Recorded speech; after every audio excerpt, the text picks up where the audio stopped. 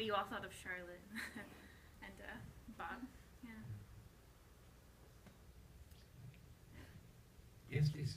This is probably my third time seeing this film, Yeah. and tonight was probably the first time I interpreted the ending completely differently than Okay. the first two times. The first two times it was very ambiguous to me what was actually happening with them at the end. I feel like all throughout this film, there's, even though they're having a great time together or whatever, I mean, they found some kind of soulmate, let's say. There's some kind of tension there as well. Like, is this relationship going to go to another level? And there's been a few instances in the film where you think it might. And then at the end, which I think they're both trying to figure out, what they mean to each other, let's say. And the first two times I've seen it, this might even be the fourth time, I can't remember, but the point is, it was very ambiguous, and I just thought, okay, they're not going to see each other again. But tonight, it seemed to me that when he whispers in her ear, he's telling her something like, you know, I'll call you later or something, or I'll try to get back as soon as I can, or something like that. And then when you read their expressions, I just feel is that in the way the music is at the end and everything, I just feel like they're both looking at each other as, oh, this is a new chapter now opening. Yeah. It's like it's, you know, that kind of rush of like Right. the unknown. You know, Right. it's kind of thrilling or whatever. It's like, what is this going to be now? But for you, the new chapter includes at least the potential of them seeing each other again. And you thought that by I this think time, they're starting a relationship. Okay. That's how I interpreted it this time, and, Okay. and it really makes the whole film, the arc differently. If that's indeed what she wanted to do. That's interesting, right? You know, I'm curious. I mean, Darcy, did you get that impression as well? Did you see the ending differently, or you know, what was your experience of it? I've seen it like over 10 times. Okay. But it would ruin it if you ever knew what he really said. Oh, sure. Totally ruin it.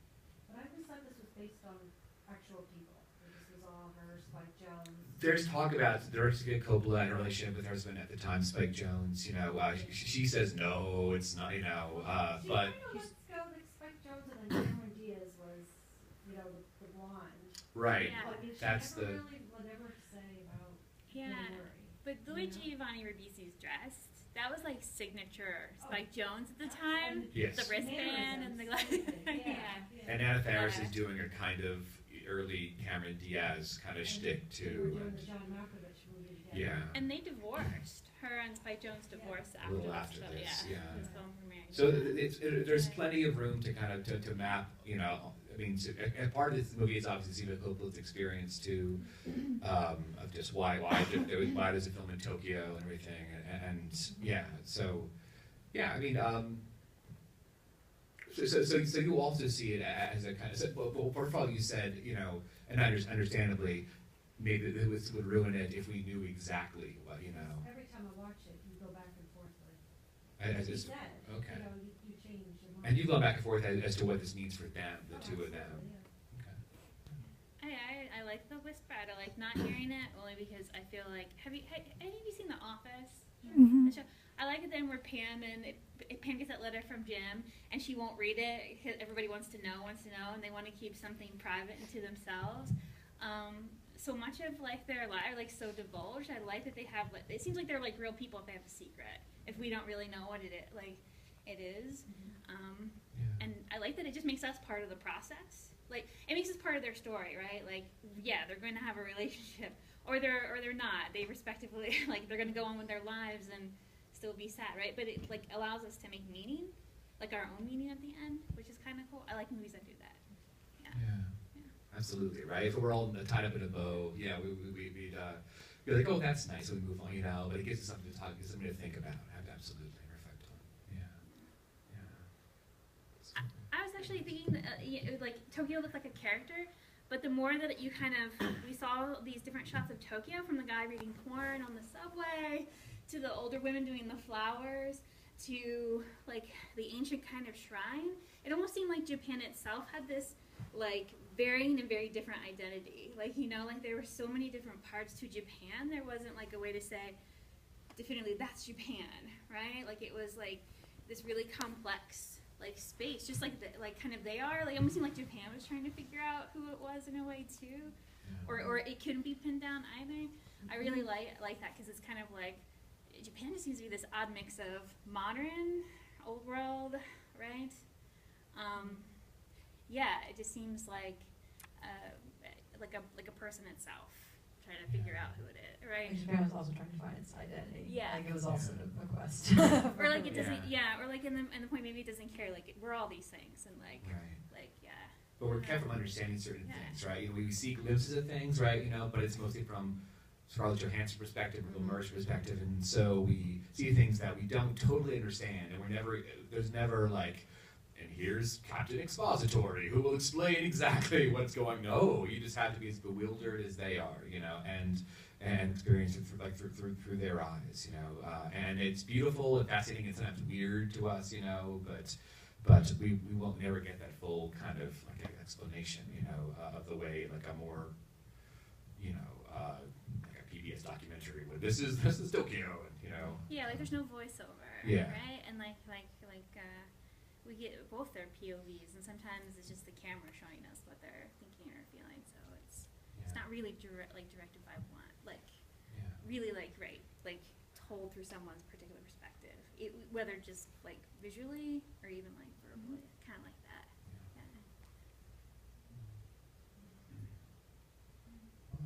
I'm curious, any other thoughts or reflections or moments from the film or questions about the Favorite film that you have? Parts of the Or movie. favorite? Be confused about something. Yes, you know. Not that we have all the answers, mind you. I'm just, you know, we can give it a shot, but yeah. How old she was when she wrote this? Coppola, how old she would have been? Gosh, She seems so young, so like 30-ish? Yeah, I think she was like in her early 30s. Yeah. And she was riding on the high of the film she just did before Virgin this. Suicide, Yeah, it just was did a a couple very years successful earlier. time, which I think is part of the reason she was able to get Bill Murray to do this. I thought Virgin Yeah. Suicide is 99. This is 03, right?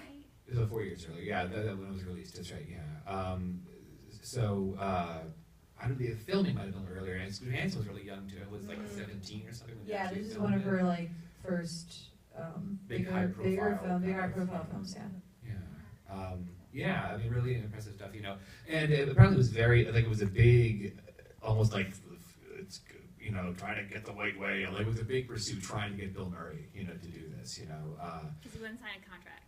Yeah, and she wasn't sure he's going to show up, you know. And he showed up on the first day of filming. There he is, you know. So the director's nightmare, you know, kind of, you know. But out of this, Bill Murray calls this his favorite of all the films he's done, and it's, you know, critically beloved, you know, and it had been a while since I'd watched. I watched it when it was released, you know, but it's been a bit of gap, you know, and I don't know, just a delight, you know, just I got, you know, not the full on tears, but I got, you know, obviously, you know, it was rough, it was emotionally kind of, you know, particularly towards the end, you know, and that. Charlotte's feeling of betrayal, you know, when he Bob's with the woman, and the realization of he's going to go, and